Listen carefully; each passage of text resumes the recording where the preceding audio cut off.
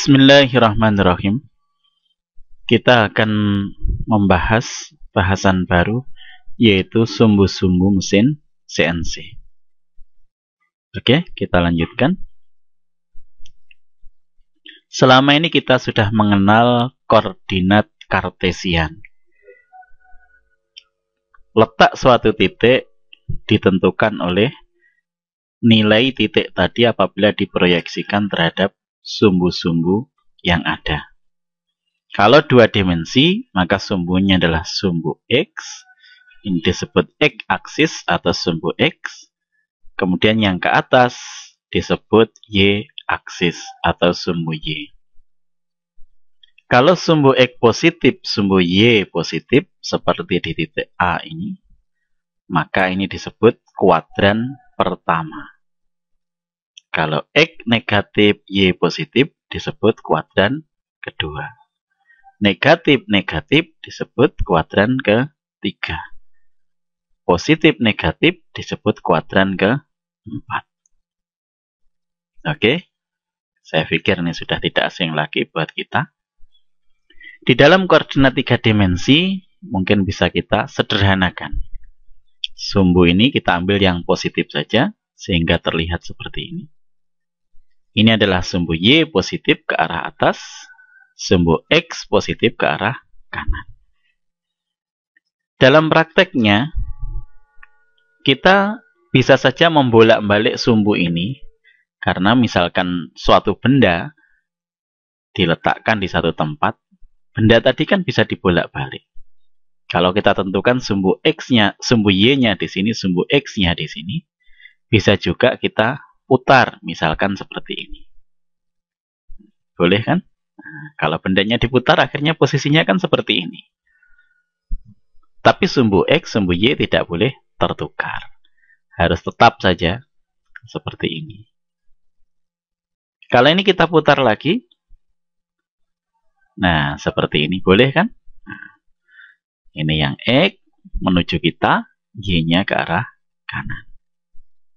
Dalam koordinat 3 dimensi, sumbu satunya lagi adalah sumbu Z. Nah, sumbu Z positif. Mungkin jenis koordinat seperti ini sering kita temui dalam koordinat 3 dimensi. X ke sana, Y ke sana, Z ke sana. Nah, kemudian kita teruskan lagi. Kalau sumbu-sumbu ini kita putar lagi, boleh kan? Seperti ini. Nah, karena benda di alam kan bisa diputar-putar. Kemana saja kan bisa saja. Maka di sana sumbu Z, sumbu X, sumbu Y. Kan tidak ada ketentuan. Sumbu X harus ke arah utara, misalkan. Kan tidak ada. Sumbu Y harus ke arah selatan, tidak ada. Maka bisa diputar-putar, bisa saja arahnya seperti ini. Nah, coba sekarang kita putar lagi. Nah, boleh kan? Nah, boleh saja. Kenapa tidak boleh? Tapi kalau kita sudah putar-putar terus, maka kita akan kebingungan menentukan mana sumbu Z-nya, sumbu X-nya, sumbu Z-nya. Maka untuk mempermudah, kita pakai aturan, namanya aturan tangan kanan. Nah, seperti ini jadinya. Ibu jari adalah sumbu X, telunjuk adalah sumbu Y, jari tengah adalah sumbu Z. Kita ingat urut ini, ya, dari sini ke sana, X, Y, Z. Nah, kalau sudah kita tetapkan seperti itu, maka kita mudah saja, kita bolak-balik kemanapun, kita tidak akan bingung. Aturan tangan kanan, ini adalah X, sana Y, sana Z, positif. Ingat positifnya. Negatif tentu sebaliknya. Oke, coba kita balik, seperti ini. Maka tidak bingung lagi, X, Y, Z. Selama masih mengikuti aturan ini, X, Y, Z, maka kita tidak akan bingung diputar-putar kemanapun juga. Oke, kalau sudah difahami, kita lanjutkan. Nah, dalam mesin CNC, sumbu Z didefinisikan sebagai sumbu yang sejajar dengan spindle utama. Misalkan mesin CNC jenis mesin bubut seperti ini. Ini adalah spindle untuk memegang benda kerja yang berputar. Kemudian pahatnya dipegang ini. Ini bisa bergerak ke sana. Ini juga bisa bergerak ke sana. Nah, maka sumbu Z didefinisikan sebagai sumbu yang sejajar dengan spindle utama. Spindle utama adalah ini, penggerak utamanya. Maka ini adalah sumbu Z. Yang lainnya tinggal mengikuti aturan tangan kanan. Nah, oke, kita lanjutkan lagi.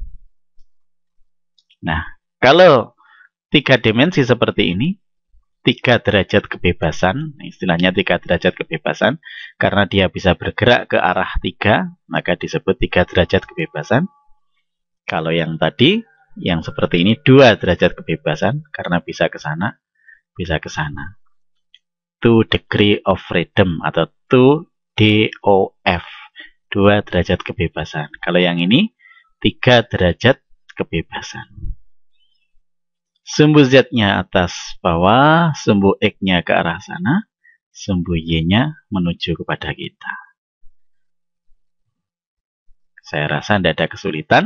Sumbu Z harus tetap sejajar dengan sumbu di spindle utama. Oke, kita lanjutkan lagi. Ini contoh yang lainnya lagi. Kalau spindle utamanya di sini, maka sumbu Z-nya adalah ini. Ini sumbu X-nya. Sumbu X adalah sumbu untuk memakan. Nah, memakannya ke arah sana. Sumbu X. Ini juga, ini sumbu Z sejajar dengan spindle utama. Lihat, ini spindle utamanya ke sini, sumbunya ke sana. Ini spindle utamanya sini, sumbunya ke sana. Oke. Sumbu X-nya ke sana, sumbu Y-nya ke sana. Nah, ini juga contoh yang lainnya lagi. Dan masih banyak lagi contoh-contoh yang lain.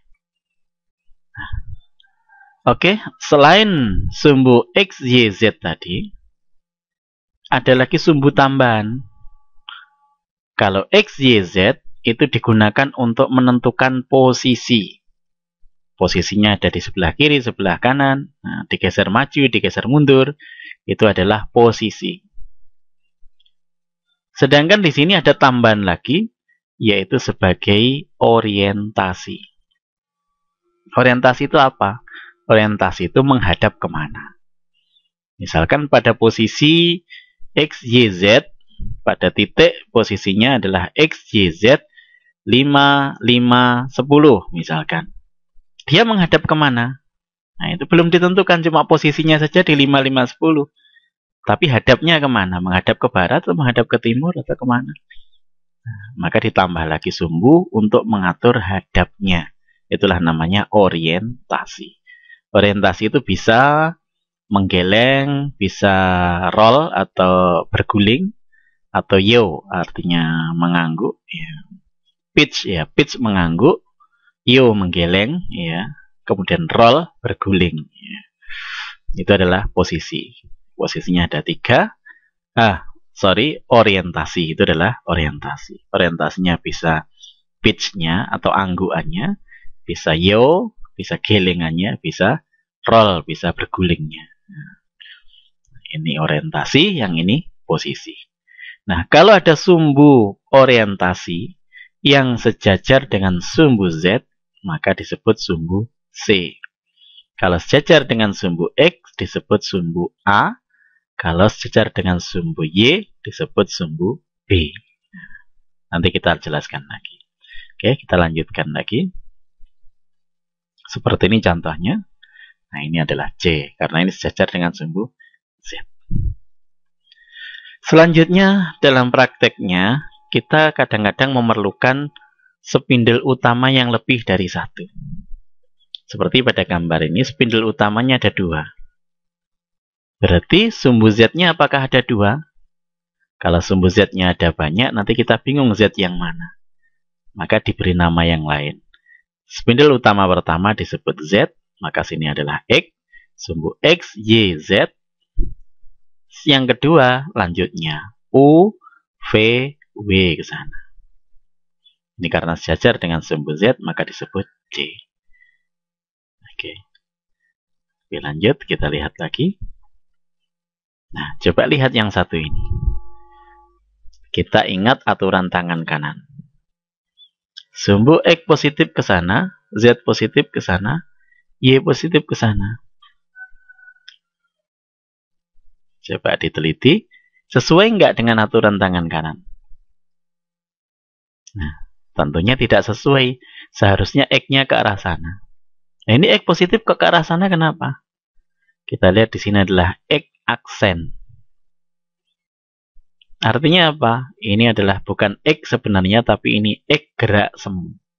Maksudnya gerak semu, kalau meja ini dikasih benda kerja, kalau dia digerakkan ke sana, maka seakan-akan pahatnya bergerak ke sana. Jadi geraknya adalah gerak semu. Begitu mejanya digeser ke sana, maka seakan-akan pahatnya bergerak di atas benda kerja, arahnya ke sana. Oke, mudah-mudahan tidak bingung, maka ini disebut X aksen positif. Maka kalau memprogram nantinya ke arah sana, ke arah X positif. Bukan X positif ke sana. Nanti dipindah dengan alat yang lain, mesin yang lain yang bergerak, bukan mejanya, tapi yang bergerak pahatnya nanti jadi rusak. Tapi kalau seperti ini, ada X aksen, maka tidak akan rusak. Apa itu alatnya, benda kerjanya yang bergerak, atau pahatnya yang bergerak. Oke, kita lanjutkan. Nah, ini tadi yang saya katakan. Ini ada X, ada Y, ada Z. Nah, kemudian yang sejajar dengan sumbu ini, sumbu Y, maka disebut adalah sumbu B. Ini B ini. Huruf B. Karena sejajar dengan sumbu Y. Sedangkan yang sejajar dengan sumbu Z, maka disebut C. Kalau ada lagi yang sejajar dengan sumbu X, maka disebut A. Ini adalah orientasi. Ini juga orientasi. Yang Z, X, Y ini adalah posisi. Oke, kita lanjutkan lagi. Nah, ringkasannya seperti ini. Kalau spindel utamanya 1, maka cukup X, Y, Z. Kalau ada lagi, maka kita sebut U, V, W. Kalau ada lagi disebut P, Q, R. Itu sumbu-sumbunya. Sedangkan yang sejajar dengan sumbu X untuk orientasi, maka ini disebut A. Yang sejajar dengan sumbu Y disebut sumbu B. Yang sejajar dengan sumbu Z disebut sumbu C. Mudah-mudahan tidak bingung. Nah, kita lihat lagi. Nah, ini contohnya. Ini sama seperti tadi. Nah, untuk apa semuanya itu? Kadang-kadang kita memerlukan untuk membuat suatu benda, misalkan poros. Nah, kalau ada sumbunya banyak, maka kita bisa berputar seperti ini, memutar seperti ini, sehingga jadinya menjadi slot seperti ini. Nah, ini orientasinya kok banyak, berarti orientasinya, sumbu orientasinya bisa lebih dari satu. Kalau sejajar, bisa kita sebut C1, C2, C3, dan seterusnya. Itulah yang harus, yang kita pakai sumbu-sumbu pada CNC. Kemudian untuk membentuk benda kerja kita memerlukan banyak sekali pahat ya. Ada pahat facing ini untuk menghaluskan permukaan. Untuk membuat slot ini bisa kita pakai pahat milling seperti ini. Atau pahat milling seperti ini membuat slot seperti ini. Kita harus pandai-pandai memilih pahatnya. Oke, ini akan kita bahas dalam pemrograman CNC. Terima kasih atas perhatiannya. Mohon maaf segala kesalahan.